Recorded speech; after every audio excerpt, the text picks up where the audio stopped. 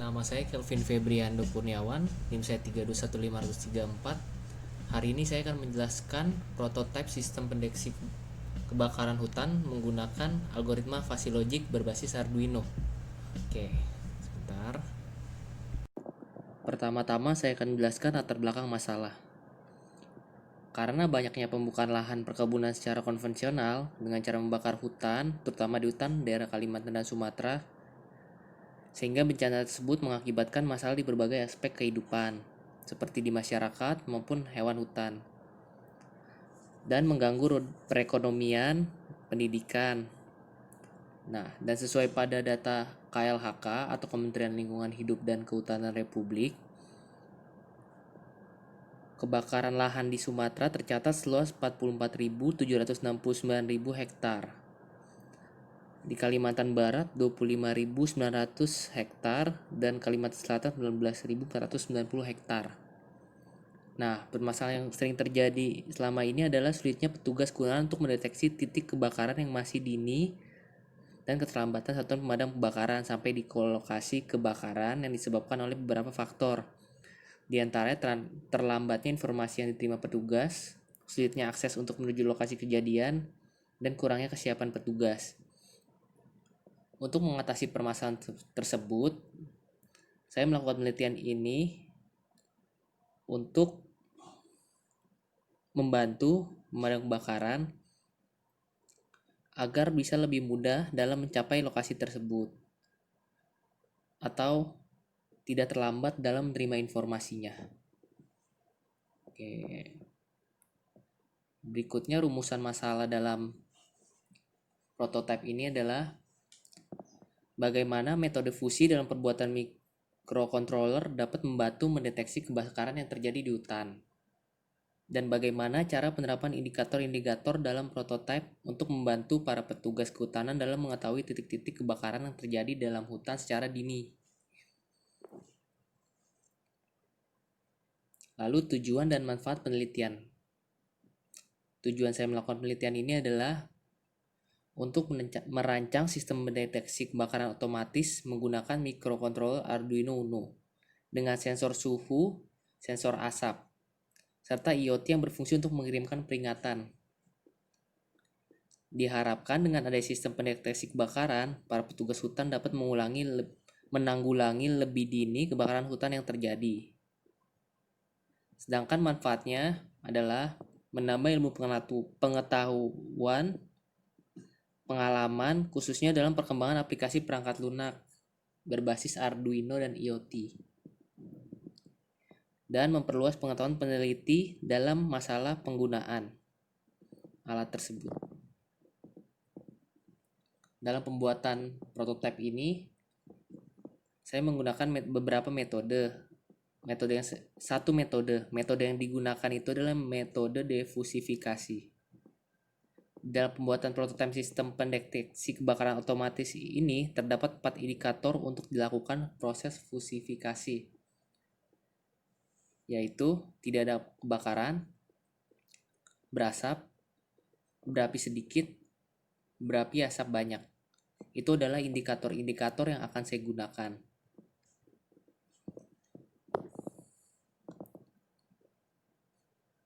Lalu metode pengembangan sistem yang digunakan pada penelitian ini adalah metode prototyping, yaitu ada beberapa tahap.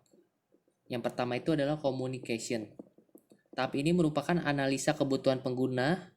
Komunikasi dilakukan agar rancangan sistem dapat dibentuk sesuai kebutuhan rancangan. Yang kedua, modeling quick design. Tahap ini merupakan pembuatan rancangan model atau rangka dari sistem yang akan dibuat. Yang ketiga, construction of prototype. Tahap ini merupakan tahap perbuatan prototipe sesuai dengan kebutuhan yang telah disepakati dan rangka yang telah dibuat sebelumnya. Lalu tahap ini tahap yang terakhir, testing and implementation. Tahap ini merupakan tahapan percobaan prototipe yang dilakukan oleh pengguna, serta adanya tanggapan-tanggapan dari pengguna terhadap prototipe yang telah dirancang. Kemudian akan dilakukan pengembangan selanjutnya apabila terdapat masalah.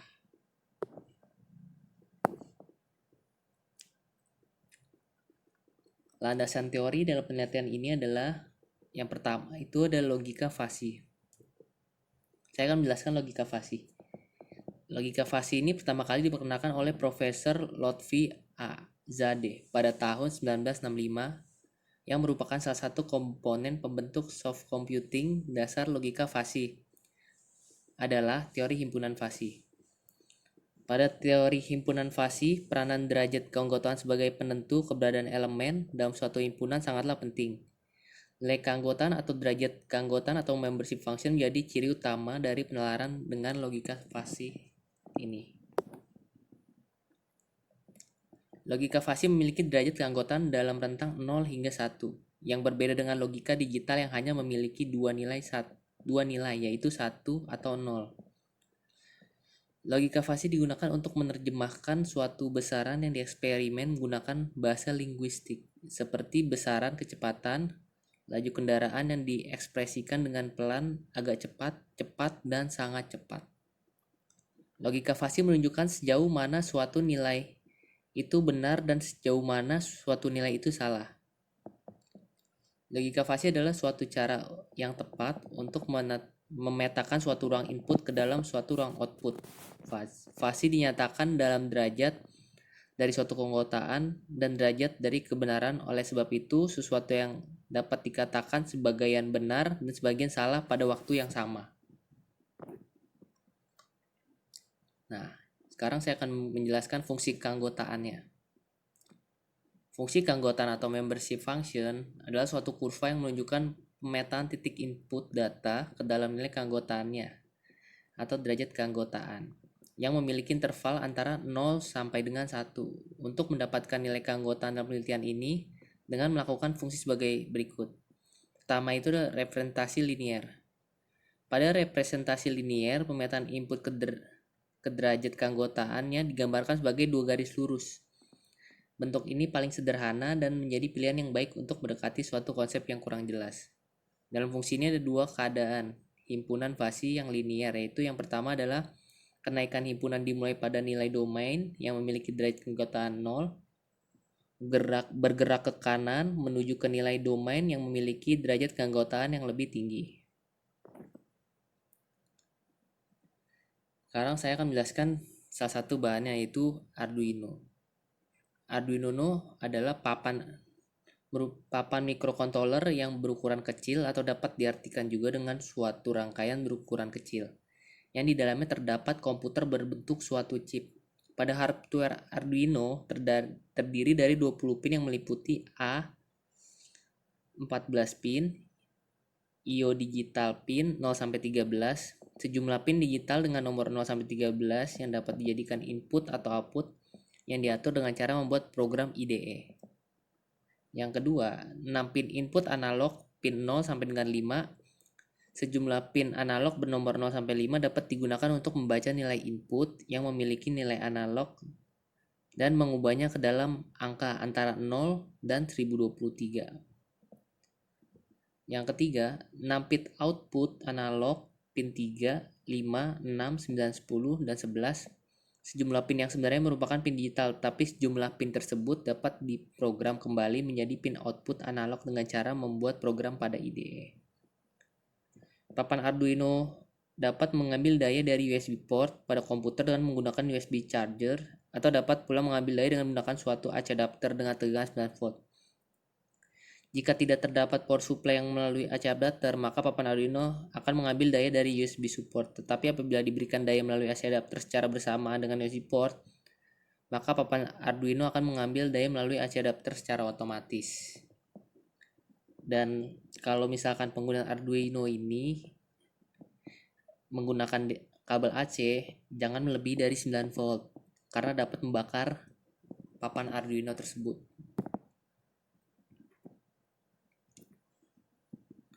Nah, ini alat prototipe, yaitu Arduino Atmega, sensor asap yang akan mendeteksi asap, flame sensor untuk mendeteksi api dalam satuan jumlah, sensor suhu juga sama, dia untuk mensensor suhu di dalam ruangan untuk mengetahui berapa suhukah di dalam ruangan ini. kalau SMS gateway ini sebagai mengirim pesan jika terjadi kebakaran.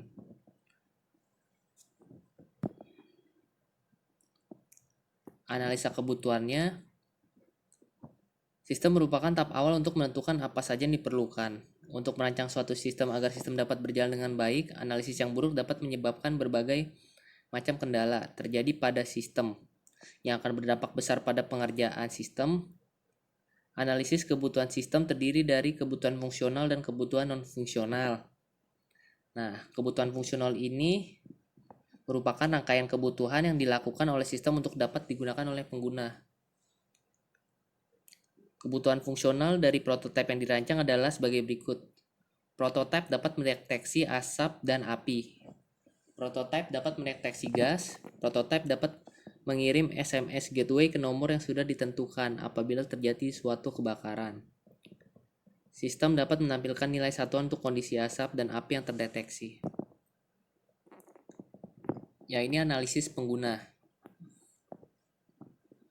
Pengguna yang akan menggunakan alat ini akan diberi arahan untuk peletakan setiap sensor agar Terus pengguna merupakan petugas hutan yang sering terjadi kebakaran tiap tahunnya. Jadi biasanya petugas hutan itu udah tahu titik-titik yang rawan terjadi kebakaran. Lalu analisis perangkat lunak. Perangkat lunak yang diperlukan untuk membangun prototipe ini adalah sistem operasi Microsoft Windows dan Arduino IDE.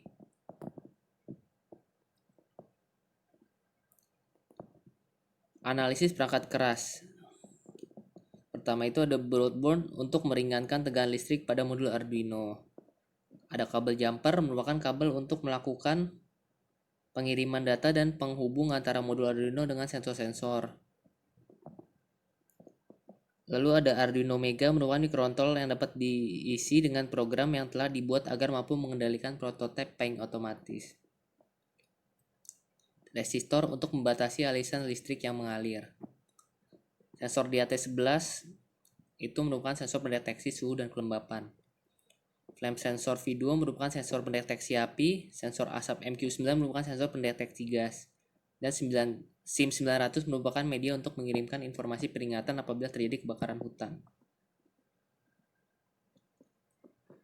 Nah, model perancangan sistem. Model perancangan sistem ini terdiri dari pertama communication, modeling, quick design, construction of prototype, testing, and implementation. Communication itu maksudnya komunikasi kita untuk menganalisa kebutuhan yang digunakan untuk merancangkan sistem ini. Kalau modeling quick design, pada tahap ini dilakukan perancangan model atau rangka, susunan alat dari sistem prototype. Lalu ada construction prototype, pada tahap ini dilakukan perancangan prototype payung otomatis berupa rancangan payung sensor beserta dengan implementasi coding. Testing itu tahap dalam pengujian untuk mengetahui apakah prototype sesuai dengan rancangan yang telah dibangun, serta adanya pengembangan prototipe apabila terdapat kekurangan pada sistem yang akan dirancang. Fuzzy Logic Mamdani. Untuk menerapkan Fuzzy Logic Mamdani diperlukan masukkan berapa suhu, dingin, sejuk, dan panas. Kalau api dekat dengan sensor, agak dekat dengan sensor, jauh dari sensor. Dan kadar asap, renggang, sedang, dan pekat. Langkah-langkah Fuzzy Logic atau ini dilakukan untuk membantu mempermudah pemahaman pembangunan sistem melalui algoritma tersebut. Maaf, ini saya ada salah tulisan ya, harusnya Logic Mamdani bukan Sukamoto. Langkah-langkah Fuzzy Logic Mamdani. Sistem yang dibuat memiliki 3 jenis input berupa data kadar asap, data api, dan suhu di sekitar prototipe. Pada data kadar asap digolongkan menjadi 3 kriteria, yaitu renggang, sedang, pekat. Setiap data input akan dicek nilai keanggotaan untuk menentukan golongan input perancangan himpunan fuzzy kadar gas. Nah, ini contohnya. Ini ada 4 indikator ya. Renggang, sedang, pekat. Lalu yang ini untuk suhu, 4 indikator juga, dingin, sejuk, hangat, dan panas. Dan ini untuk api. Dekat dengan sensor, agak dekat dengan sensor, jauh dengan sensor, tidak ada api. Nah, ini flowchart diagramnya.